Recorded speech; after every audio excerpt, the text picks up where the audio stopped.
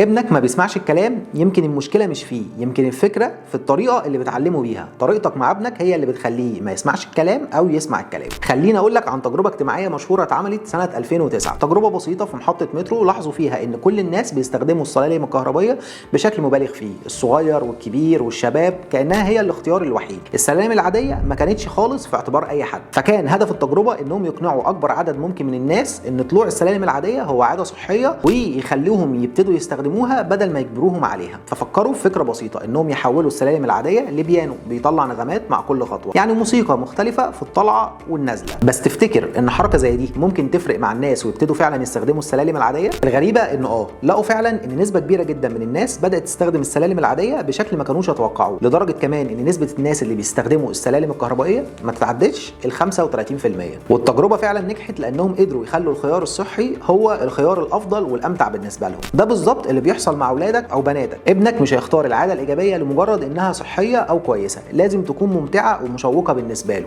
تغيير بسيط في حياتهم اليوميه ممكن يشجعهم انهم يبنوا عادات ايجابيه بدون فرض او اجبار. يعني مثلا لو عايز ابنك يتعود على ترتيب اوضته، بدل ما تقول له يرتبها كل يوم وخلاص، ايه رايك تحولها لسباق صغير بينكم؟ كل مره يرتب اوضته في وقت اقل من المره اللي قبلها، بيجمع نقطه في نهايه الاسبوع هتديله مكافاه بسيطه، زي ان هو مثلا يلعب وقت اكتر او تعمل له نشاط مميز. هتلاقيه حرفيا هو اللي بدأ منك يشارك في التحدي لانه بقى جزء ممتع من يومه. ومبروك كده، انت قدرت تبني لابنك عاده ايجابيه جديده وبدون ما تجبره. وتابعني عشان الكلام ده مهم.